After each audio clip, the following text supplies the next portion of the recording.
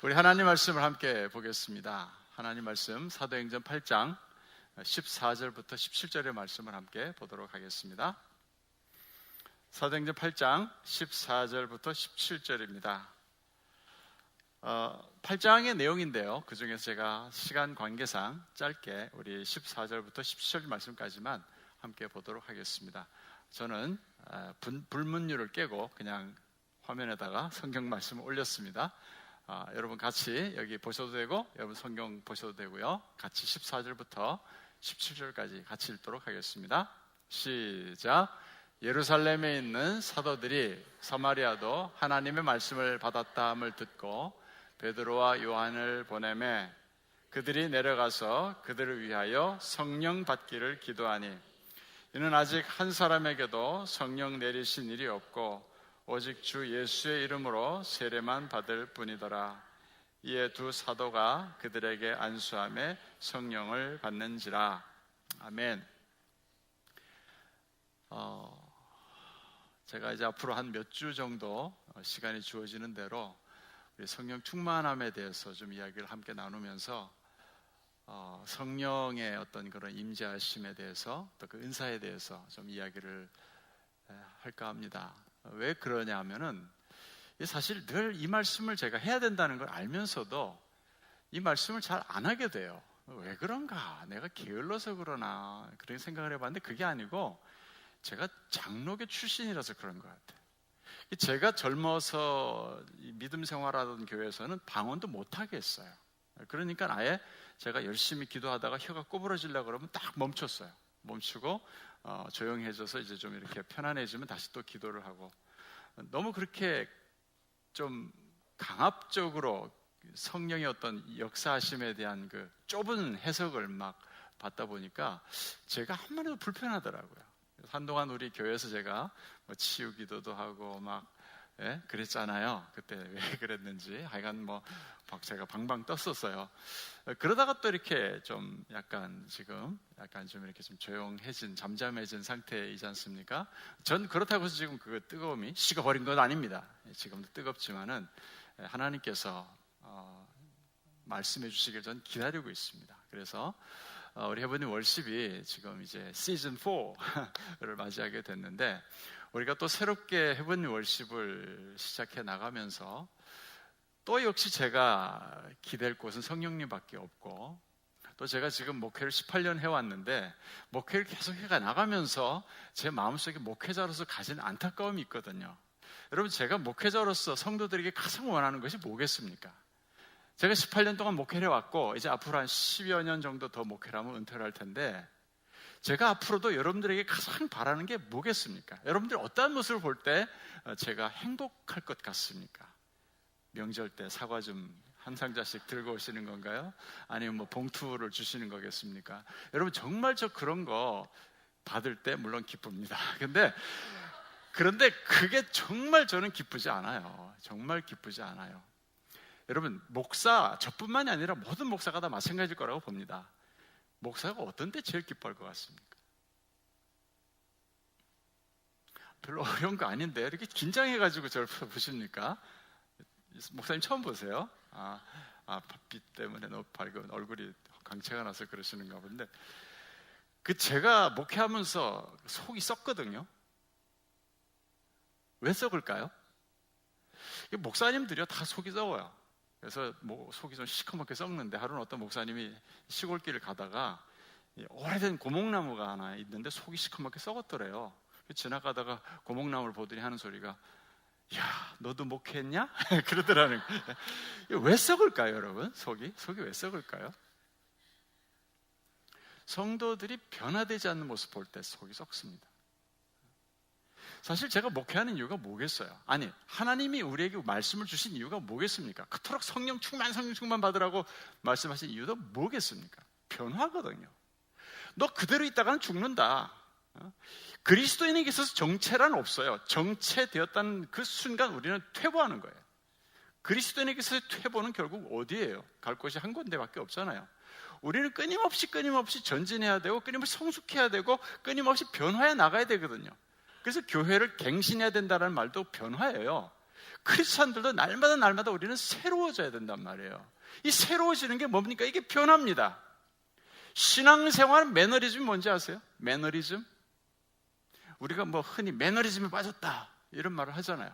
다른 것 없습니다. 개인이든 회사든 뭐 교회든 나라든 매너리즘에 빠져버리면 그것은 결국 더 이상 발전을 위한 변화를 모색하지 않는다는 뜻이에요. 포기해버렸다는 것입니다. 그러니까 결국 크리스찬들이 어떻게 매너리즘에 빠지냐면요, 그냥 이렇게 살다가 천국에나 가자. 내가 이렇게 뭐 시간마다 나와서 예배를 드리면 뭐 천국은 가겠지, 이렇게 생각하고 있는 거예요.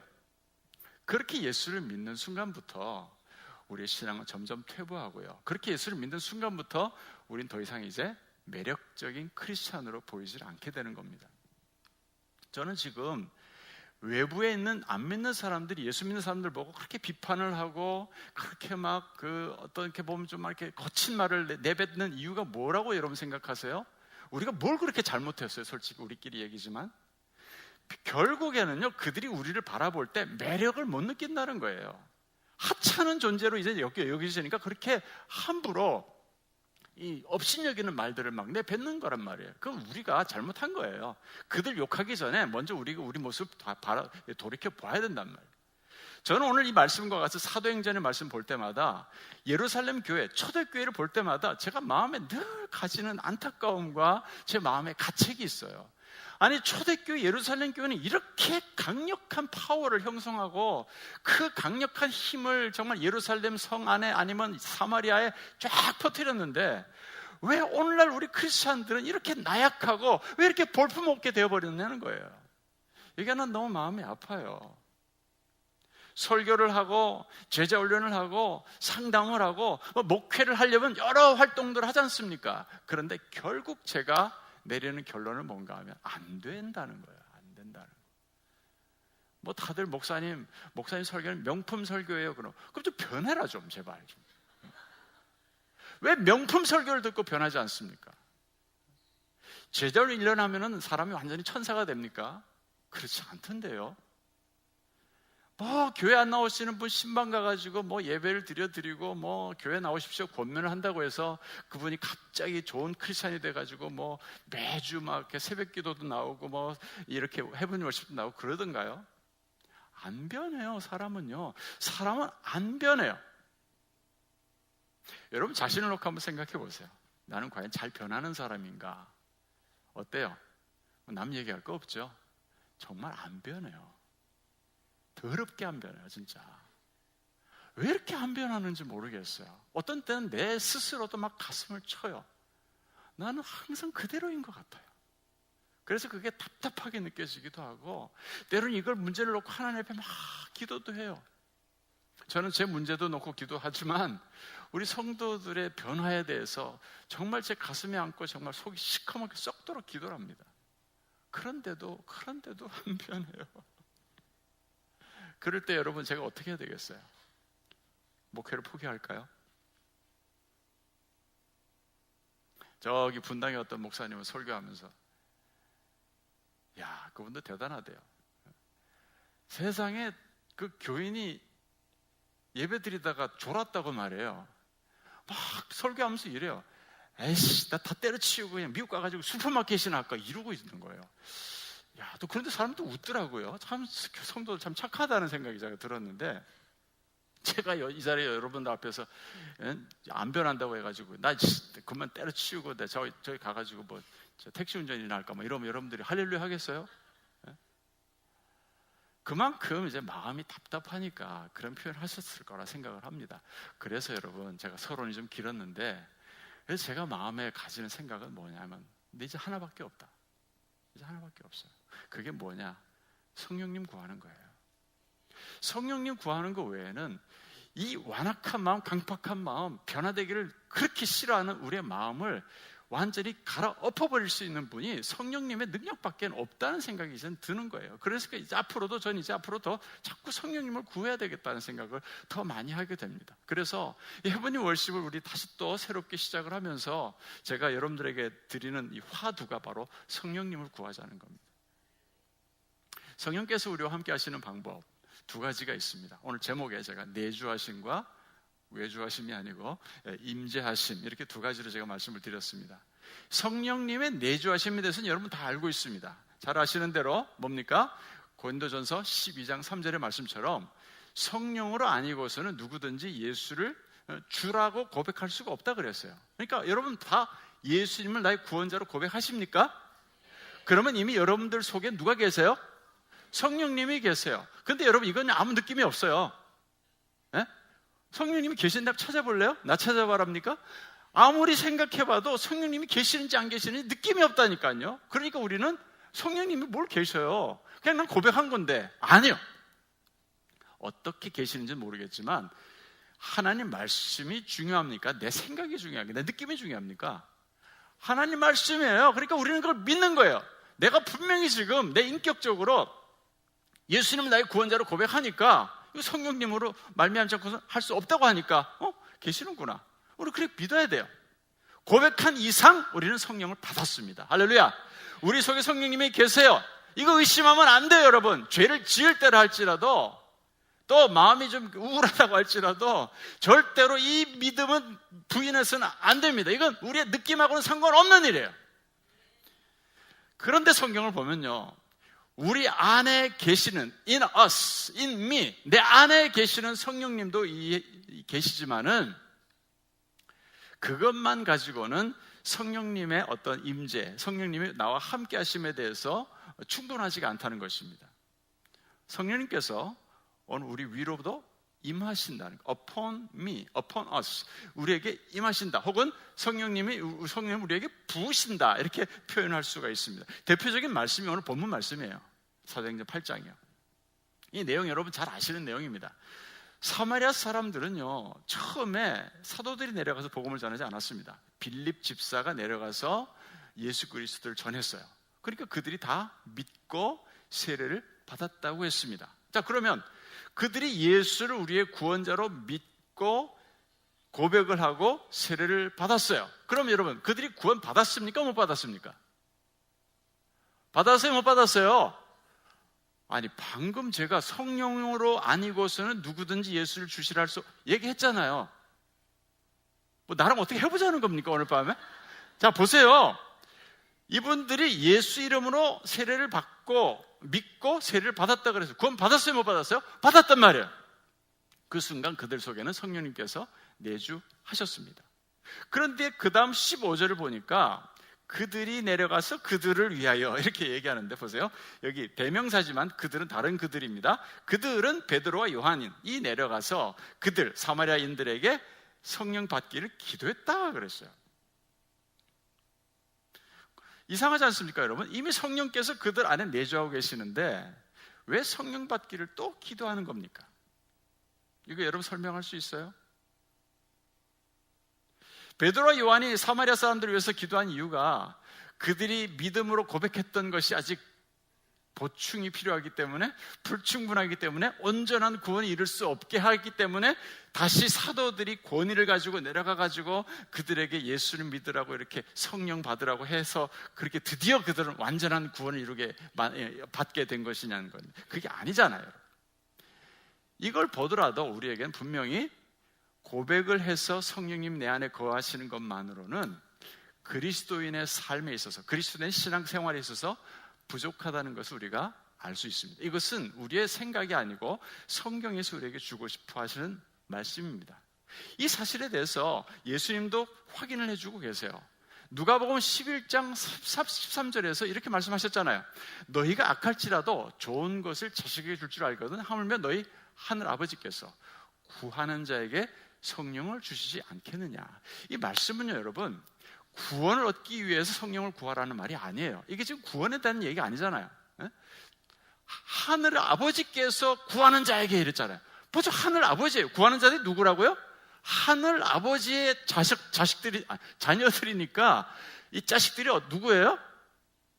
이미 구원받은 사람들이란 말이에요. 그러니까 하늘 아버지께서 이미 구원받은 자녀들에게 구할 때 성령을 주시지 않겠느냐 이렇게 말씀하신 걸 보면 이거 역시 뭐예요? 성령이 위로부터 내리시는 성령님을 구하라고 말씀하고 있는 겁니다. 이미 성령님이 구하시지만은 하늘 아버지께 성령님을 구함으로써 그 성령님 우리 위에 부어짐이 필요하다는 사실을 예수님도 인정하고 계시는 겁니다. 정리합시다. 성령님은 예수님을 구주로 고백하는 순간 내 안에 거하십니다. 그러나 우리가 성령의 충만함을 구하는 것은 내주하실 것을 구하는 것이 아니라 내 위에 임하실 것을 구하는 겁니다. 자, 여기까지 됐습니까? 좋습니다. 그렇다면 이제 중요한 질문 하나 드리겠습니다. 성령께서 우리 안에 거하시면 됐지 왜 또 우리에게 임하셔야 됩니까? 하나님은 왜 그의 임재를 나타내시는 건가요? 다른 말로 말씀을 드리면 우리는 왜 오늘날도 성령의 임재하심을 그토록 체험하기를 갈망해야 합니까? 오늘 성경 문맥을 보면 알 수 있어요. 특히 예수님께서 앞에 사도행전 1장 8절에서 제자들에게 승천하시기 전에 하신 말씀을 보면 이건 확연하게 드러납니다. 뭐라 그랬습니까? 오직 성령이 너희에게 임하시면 너희가 뭘 받고? 권능을 받고 그 다음에 딴딴딴딴 생략하고 내 증인이 되리라 했습니다. 여기서 말하는 권능이라는 말은 파워라고 되어 있습니다. 그냥 머릿속으로 생각하는 그런 어떤 결과물이 아니라 실제로 우리가 부인할 수 없는, 예수를 안 믿는 사람조차도 부인할 수 없는 그런 눈에 분명히 보여지는 것을 말합니다. 이게 권능입니다. 그 믿음이 없는 사람이라도 인정할 수밖에 없는 그 강력한 어떤 현상 말이에요. 영향력 같은 거. 이렇게 성령님께서 임하시는 이유가 뭐예요? 마지막에 나오잖아요. 네? 뭐가 되리라? 증인이 되리라. 그러니까 성령께서 임하시는 것은 아무런 목적도 없이 괜히 임하시는 것이 아니라 예수 그리스도를 증거하는 증인이 되도록 하기 위해서 성령님이 임하신다는 겁니다. 그러면 이제 얘기는 간단해요. 예수를 믿는다면은 이제 우리는 예수님의 증인으로 부름받은 것입니다. 그럼 우리는 증인으로서 살아가야 돼요. 그럼 이것이 증인으로 살아가는 삶이 이것이 결코 우리의 의지나 우리의 힘으로 되는 것이 아니라 오직 성령의 능력으로만 가능하다는 거예요. 이걸 말씀하는 거예요. 그러니까 내주하심과 임재하심에 분명한 차이가 있습니다. 내주하심은 어떻게 보면 자신의 개인 유익을 위해서 주시는 거라고 할 수 있어요. 왜? 내가 구원받는 거니까. 그러나 임재하심은 이것은 사명입니다. 단순하게 내가 개인적으로 구원받아서 내 기쁨, 내 만족으로 끝나는 것이 아니라 성령이 임하심으로 말미암아 이제는 내 구원에서 벗어나서 이제는 예수님의 증인으로서, 다시 말하면 우리가 예수님의 증인의 삶을 살아가도록 하는 사명, 이 사명을 이루기 위해서 우리에게 임재하시는 겁니다. 따라서 성령님은 우리 안에 내주하시는 것으로 끝이지 않고 충만하게 임재하심으로 우리를 무장시키십니다. 그래서 복음을 증거하는 삶을 살아가도록 만드십니다. 그래서 여러분 우리가 성령 충만함을 구해야 하는 겁니다. 누구든지 그러므로 하나님의 뜻이, 하늘에서 이루어진 하나님의 뜻이 이 땅 가운데서 이루어지길 원하고 하나님의 능력이 이 땅 가운데 나타나기를 갈급하는 사람들, 그리고 내가 예수님의 증인으로 부름받아서 내가 그 증인의 삶을 살아가기를 간절히 원하는 사람들에게는 하나님이 성령님을 임재하게 하십니다. 보내주세요. 어떤 자격도 없고요, 조건도 없어요. 보세요 여러분, 사도행전 보시면 처음에 오순절날 성령님이 임하실 때 그 마가의 다락방으로 알려져 있는 그 집에서 120명이 모여서 기도하고 있을 때 사도들한테만 임했습니까? 모인 각 사람의 머리 위에 임했다고 그랬어요. 모인 모든 사람들이에요. 각 사람이라는 말은. 그러니까 120명이면 사도도 있고 사도 아닌 사람도 있고 남자도 있고 여자도 있고 노인도 있고 조금 젊은 사람도 있고 그럴 거 아니에요. 그 계차는, 그 구분이 전혀 없었다는 거예요. 그냥 임하신 거예요. 모든 사람에게. 오늘날도 그래서 마찬가지예요. 우리가 어떻게 성령 임재하심을 체험할 수 있는가? 누가 체험할 수 있는가? 단순합니다. 누구요? 증인이 되기를 원하는 사람들. 누구요? 구하는 사람들이요. 자, 그러면 잠깐 열기를 좀 식히면서 성령께서 임하실 때 우리에게 어떤 변화가 일어나는가? 내주하실 때는 아무 변화가 느낌이 없다 그랬습니다. 그런데 성령께서 이렇게 임하시게 되면 우리가 육체적으로 체험할 수가 있다는 겁니다. 우리의 오감으로 느끼고 감지할 수 있습니다. 그래서 어떤 사람은요, 음성을 들었다고 그래요. 글쎄요, 반은 믿을만하고 반은 못 믿을만한 말도 있지만 아무튼 그런 말을 합니다. 저도 가끔은 들으니까요. 자주는 안 듣고요. 근데 항상 들었을 땐 늘 좀 손해를 봤어요. 그래서 잘 안 듣고 싶은 때도 있습니다만은, 어떤 사람은 실제로 눈으로 환상 같은 걸 보기도 합니다. 저도 사실은 본 적이 있습니다. 어떤 분은요, 온 몸으로 아주 강력한 힘을 느껴요. 그래서 팍 쓰러지기도 합니다. 일부러 썰어주시는 분들도 계시더라고요. 그래서 그럴 필요는 없어요, 여러분. 괜히 목사님 괜히 기도하는데 목사님 좀 뻘쭘할까봐 쓰러져 주는. 정말 무지 고맙더라고요, 진짜. 제 체면을 세워주잖아요. 근데 그러지 마세요, 이제. 예를 들어 보겠습니다. 다니엘의 경우를 보니까, 다니엘 10장에 보니까 보세요. 그러므로 나만 홀로 있어서 이 큰 환상을 볼 때 내 몸에 힘이 빠졌고 나의 아름다운 빛이 변하여 썩은 듯하였고 나의 힘이 다 없어졌으나 내가 그의 음성을 들었는데 그의 음성을 들을 때 내가 얼굴을 땅에 대고 깊이 어떻게 됐다고요? 잠들었느니라 그랬어요. 여러분, 그렇다고 해서 설교 시간에 조시는 분들 성령의 깊은 임재하심 속으로 들어간 것 같지는 않습니다. 그건 그냥 자는 거예요, 그냥. 그거 구분하셔야 됩니다, 여러분. 또 다른 경우는 출애굽기 20장 18절부터 20절에 나오는데, 이스라엘 백성들이 하나님이 임재하시니까요 무서워가지고 덜덜덜 떨었어요. 그래서 모세가 당신이 좀 대신 가라고, 이러면서 우리는 갔다가 죽을 것 같다고 이러면서 죽음에 대한 두려움을 느낄 정도로 아주 강력한 임재하심을 그들은 경험을 했습니다. 그뿐만이 아니고 에스겔도 그렇습니다. 에스겔 1장 28절에 보니까 에스겔이 하나님의 영광을 보았을 때 쓰러졌다 그랬어요. 팍 쓰러진 거예요. 그냥 쓰러진 거예요. 또 사도행전 2장에 보니까 때로는 술에 취한 자처럼 됐다 그랬어요. 술에 취한 사람처럼 됐대요. 그러니까 그때 그랬잖아요. 저들 다 술에 취했다 그러니까 베드로가 또 이런 지금이 몇 시인지 아느냐, 누가 낮술을 먹는단 말이냐 이러면서 그렇게 얘기를 하잖아요. 술에 취했다라고 얘기하는 게 무슨 얘기일까요? 단지 빈정거리고 경멸하느라 그랬을까요? 그게 아니고요. 진짜 성령이 취하고 나니까 꼭 술 취한 사람처럼 행동을 한 거예요. 그래서 그렇게 얘기를 한 거거든요.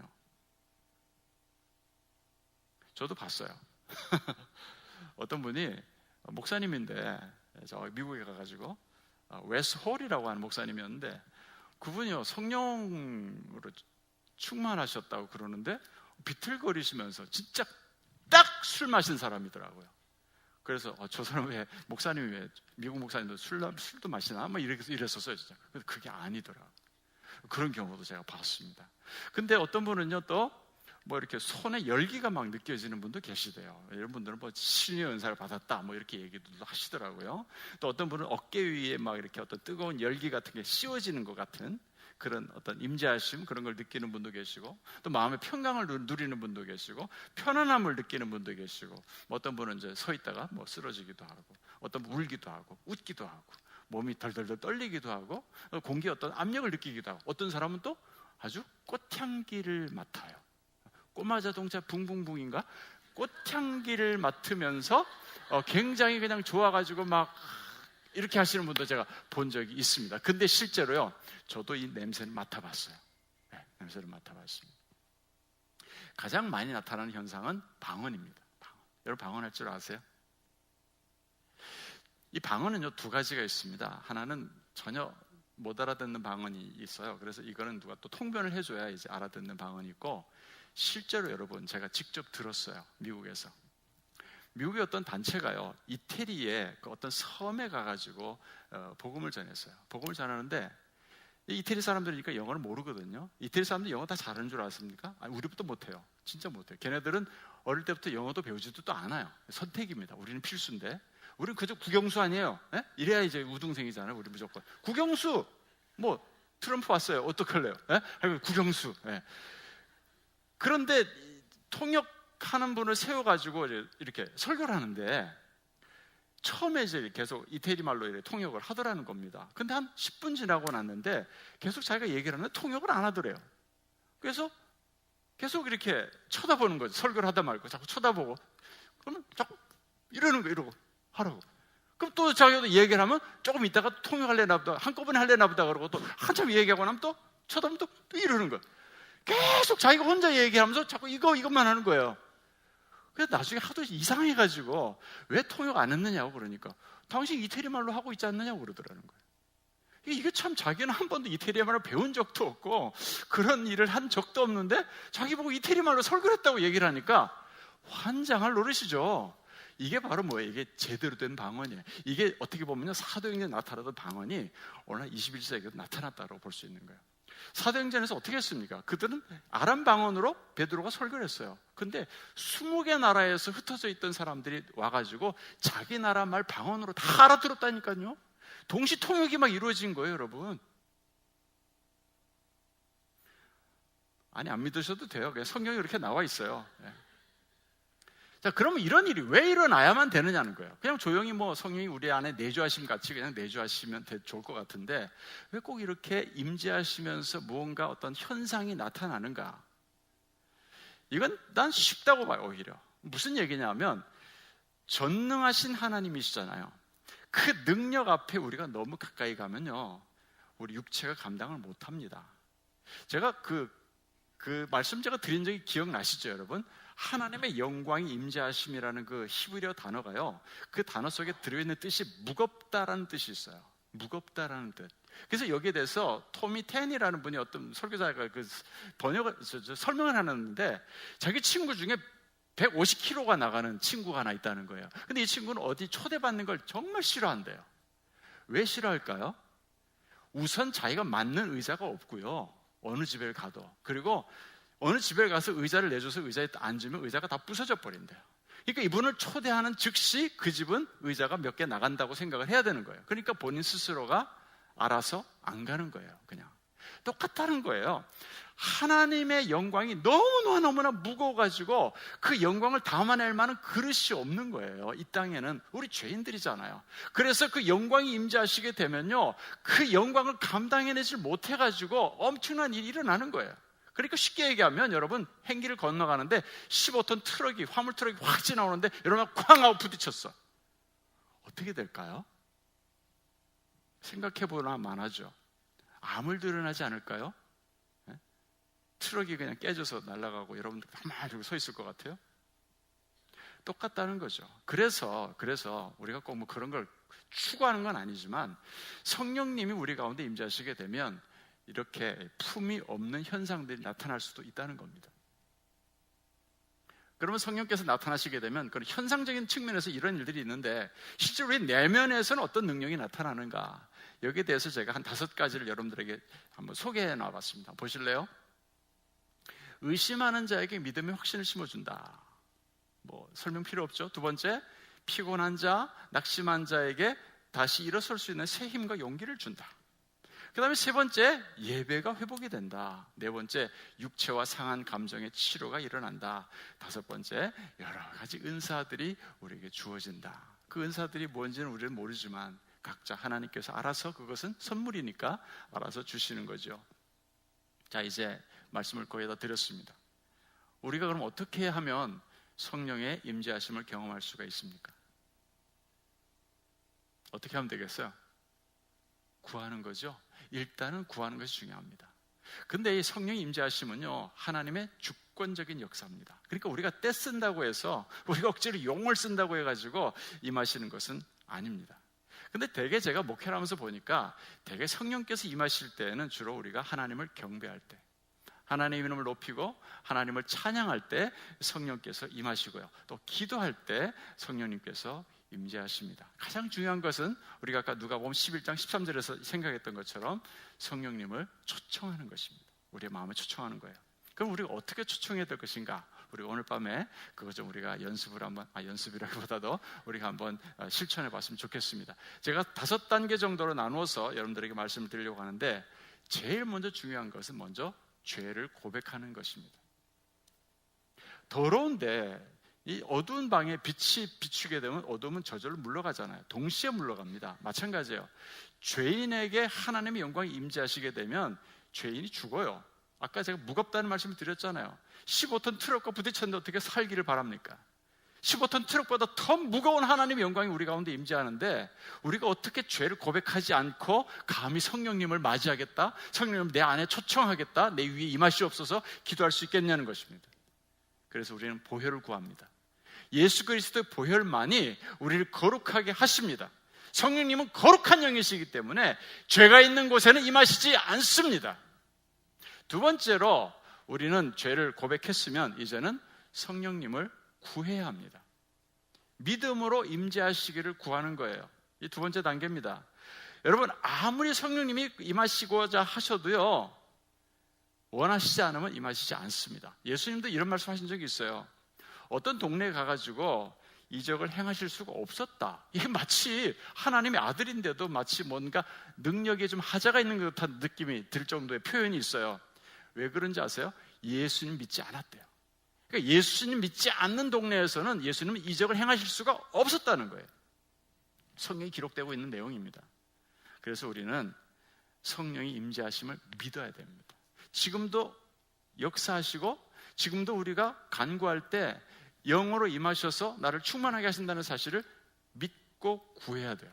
이걸 믿지 못하면, 이런 갈급함이 우리 마음에 없으면 성령님이 임하시지 않습니다. 성령님은 신사세요. 인격적이시기 때문에 우리가 싫어하는데도 억지로 그냥 야 까불지 마 이러면서 이러면서 오시지는 않는다는 겁니다. 그 다음에 세 번째는 뭐냐면 긴장을 풀고 나 오늘 받아야 되는데 어떡하지? 여기 부흥의 장소 아닙니다, 여러분. 예? 하늘산 부흥회 같으면 가가지고 그냥 막 오늘 밤에 뭐 끝장을 보자 뭐 이러면서 막 선동을 하잖아요, 목사님들이. 그거 아니에요. 성령은 그런 식으로 뭐 대단한 막 일어나가지고 막 불이 막 나타나고 막 뭐 보이고 막 이래야 된다는 그 강박증이에요, 그거. 여러분, 긴장을 푸셔야 돼요, 오히려. 그리고 편안한 마음으로 성령님이 임재하심을 느끼려고 하는 것이 중요합니다. 너무 성령 받으려고 애쓰지 마세요. 예? 선물이라 그랬잖아요. 하나님의 주권적인 역사라 그랬잖아요. 우리가 그렇게 강압적으로 막 주시옵소서 이런다고 해가지고 성령님을 주시고 그러시지 않는다는 거예요. 오히려 그런 생각이요, 그 강박증이 우리를 더 긴장하게 만들고 우리를 더 초조하게 만들어요. 그래서 오히려 성령을 체험하지 못하게 만들기도 합니다. 편안한 마음으로 임재하심, 그분의 날개 아래에서 임재하심 속에서 성령님께서 나를 장악하시도록 나를 성령님께 내어드리는 것이 참 중요합니다. 그래서 어떤 때는요, 시원한 바람 같은 게 부는 경우도 있어요. 저도 그걸 경험한 적이 있거든요. 저는 근데 이렇게 제가 이미 뜨거워서 그런지 모르겠지만 불처럼 막 이렇게 성령님이 뜨겁게 저한테 임하시지는 않고요. 늘 이렇게 저한테는 꽃향기, 뭐 시원한 바람, 산들바람 이런 식으로 저는 경험들을 많이 했습니다. 그러나 여러분, 더 중요한 게 있습니다. 아무 느낌이 없어도 여러분들이 믿음으로 구했다면 임하셨습니다. 어떤 형태인지 난 몰라요. 난 못 느꼈어요. 내가 너무 좀 감각이 둔한 건지 모르겠지만 어쨌든 우리 분명히 말씀대로 구했거든요. 아무 느낌이 없다고 해도 성령님이 임하신 거예요. 근데 내가 느끼지 못했으면 그럼 성경 말씀이 뭐가 되는 거예요? 거짓말이 되는 거잖아요. 그러니까 분명히 임하시긴 임하셨어요. 단지 내가 느끼지 못한 거죠. 그래서 그 다음에 네 번째 단계가 뭐냐면 우리가 소리를 내서 기도하는 겁니다. 기도하시고 다르게 기도할 거 없어요. 간단하게 성령님, 이 죄인에게 임하여 주시옵소서. 성령님 임하시옵소서. 그 간단하게 기도하시면 돼요. 그냥 주시옵소서 이러실 필요 없어요. 그런다고 해가지고 그래 너부터 이러면서 절대 그러시지 않습니다. 절대. 꼭 기억하세요. 그 다음에 다섯 번째, 그분께 자신을 맡겨라. 여러분 자신을 하나님께 맡기는 게 참 중요합니다. 성령 우리 가운데 계십니다. 근데 여러분, 제가 꼭 드리고 싶은 얘기가 있어요. 아까 제가 왜 성령님이 우리 안에 내주하시는 것으로 충분하지가 않고 또 임하신다고 그랬어요. 우리가 이제 증인의 삶을 살아가야 되기 때문에 그렇다고 그랬어요. 그러니까 여러분, 이 밤에 여러분들이 그런 어떤 구하고 편안한 마음으로 구하고 나를 맡기고 소리내서 기도하고 이런 얘기들 다 좋지만 기본적으로 여러분 우리 마음에 가져야 될 생각이 뭐냐면요, 증인이 되고자 하는 마음이 있느냐는 거예요. 제가 옛날에 우리 교회 대예배 때, 주일 예배 때 그 치유 기도를 한 적이 있습니다. 혹시 기억나십니까?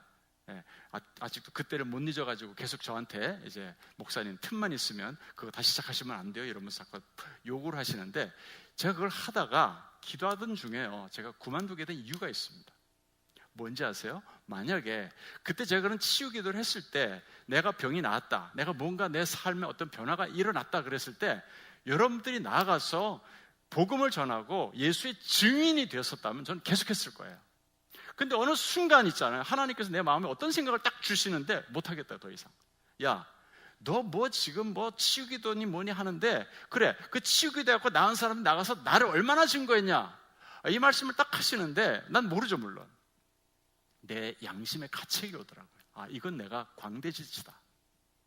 내가 굳이 이런 짓을 할 필요가 뭘 있나. 내가 분명히 기적이 일어나고 병고침이 일어나는 이유는 이건 예수님의 증인으로서의 능력을 나타내기 위해서는 이 일인데, 이게 내가 병 낫고 뭐 내가 좋고 뭐 내 기분 좋고 내가 평안하고 내가 기쁨을 누리고 그리고 집에 가가지고 저 잤다, 이게 또 뭐하러 이걸 하는 말이에요. 여러분, 그런 사람들에게 뭐하러 성령께서 임하십니까? 아니, 성령님이 뭐 물건입니까? 성령님이 무슨 뭐 여러분들을 위해서 늘 준비하고 주인님 부르셨습니까? 이렇게 대기하시는 분이란 말이에요. 우리 하나님이시고 우리 경배 대상이신데 우리가 증인이 되려는 마음이 추호도 없고 그냥 내 기쁨, 내 필요를 채우는 걸로 끝나버리는데 왜 성령님이 임하셔야 됩니까? 이거 여러분 우리 기본적으로 잘 아셔야 돼요. 성경에 보면 예수님이 기적을 행하셨던 일들도 그렇고 바울도 그렇고 뭐 베드로도 그렇고 기적을 행했던 이유는 딱 하나예요. 여러분, 예수 그리스도를 증거하기 위해서였어요.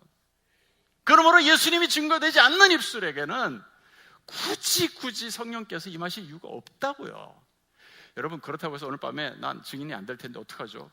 그렇게 또 극단적으로 생각하실 건 없어요. 근데 중요한 사실 이거 하나 기억하란 말이에요. 우리 이제 이 세상을 살아가면서 아까 제가 변화에 대한 얘기를 했지만 이 세상을 살아가면서 이제 우린 증인의 삶을 살아가야 돼요. 증인의 삶을 살아가라고 그랬다고 해서 뭐 예수천당 불신족 이거 뛰두르고 저 광주에 가가지고 전도전 나주는 얘기 아니에요. 이제 우리가 돈을 벌든지 뭐 애를 키우든지 뭘 하든지 우리는 무조건 뭐예요? 예수님의 증인이라는 생각을 기본적으로 하고 있으란 말이에요.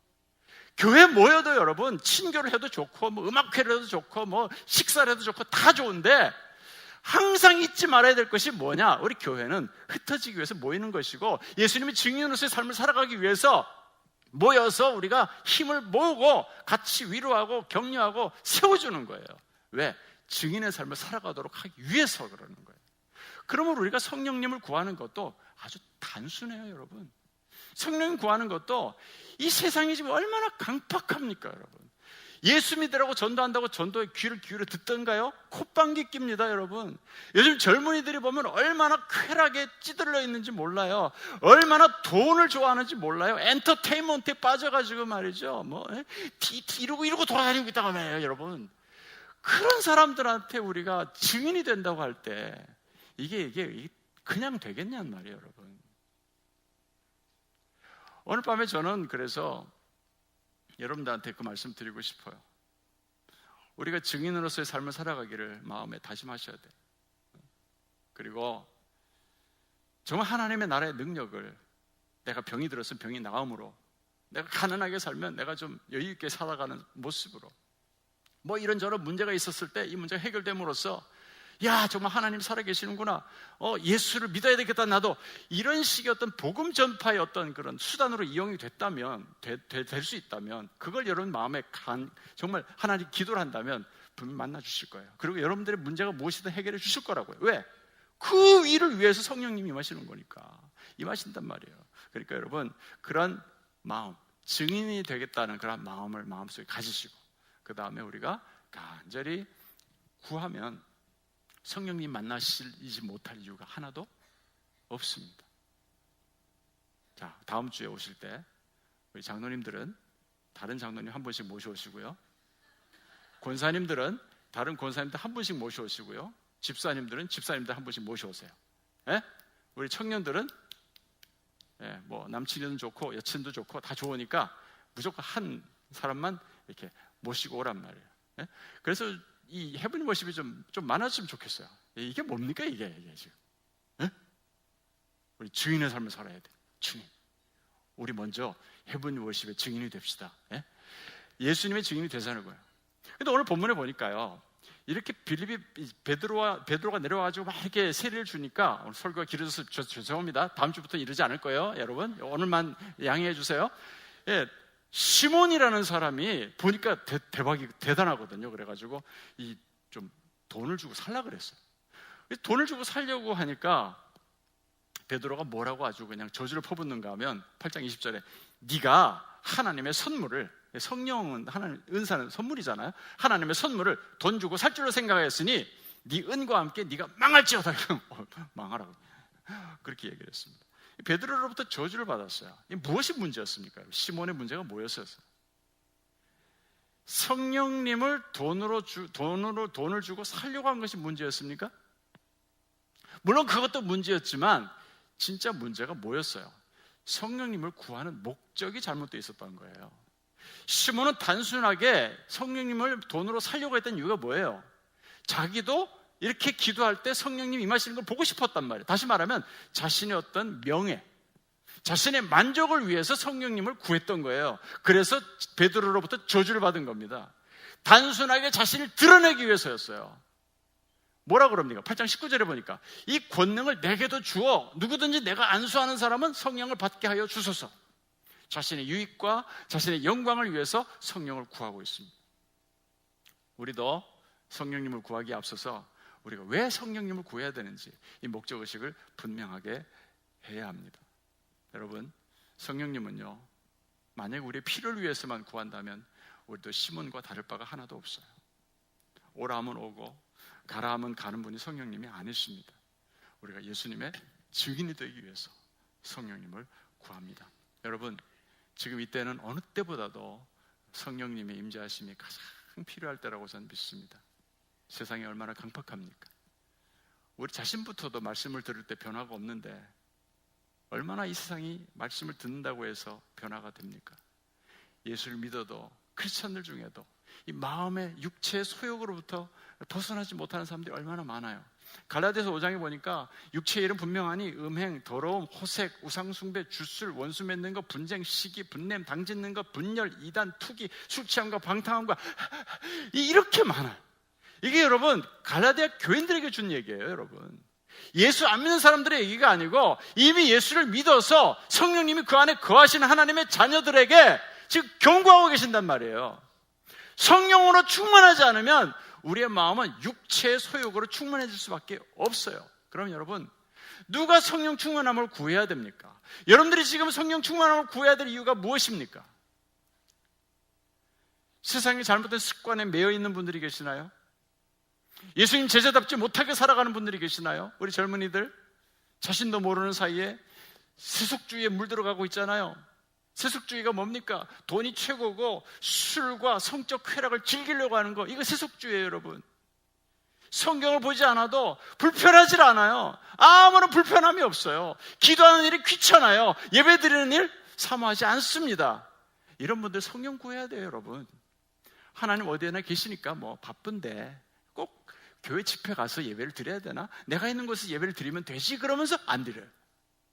솔직하잖아요. 여러분, 내 말이 틀렸습니까? 우리가 시간을 정해놓고 교회 나와 예배드리는 이유가 뭐예요? 혼자 예배드리는 일이 너무 힘들어서 그러는 거예요. 여러분, 혼자 기도하고 성경 본다는 게 보통 어려운 일이 아니거든요.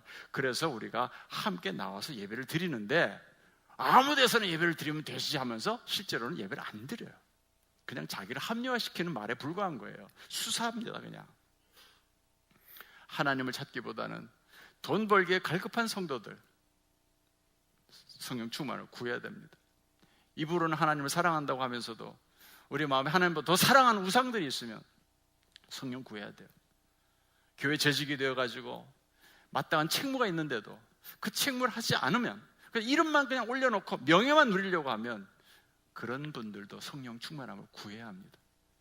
예수 믿는 사람들이 보면 왜 이렇게 욕을 잘해요? 왜 이렇게 화를 잘 냅니까? 분노가 통제가 되지 않는 분들도 성령 구해야 돼요. 남을 판단하고 쉽게 정죄하는 그리스도인들도 성령 구해야 되고요. 하나님 믿는다고 하면서도 세상 걱정 내려놓지 못하고 또 내 힘으로 뻔히 안 될 걸 알면서도 또 내려놓지 못하고 밤에 잠을 못 자고 뒤척거리는 분들, 성령님 구해야 돼요, 여러분. 이웃에게, 친구에게 예수 믿으라는 말 한마디 못하는 그런 크리스찬들이 계시면 성령님 구해야 돼요. 이게 여러분 내 힘으로 되는 게 아니에요. 이 모든 것들이 내 의지로 통제가 되지 않습니다. 이 모든 일을 가능하게 하는 것은 오직 성령 충만함으로만 가능합니다. 오직 성령께서 내 마음을 다스릴 때만이 이 일은 가능해질 수 있습니다. 우리가 예수님의 제자로 살아간다는 것도 마찬가지입니다. 우리의 힘으로 예수님의 제자의 삶을 살아갈 수가 없습니다.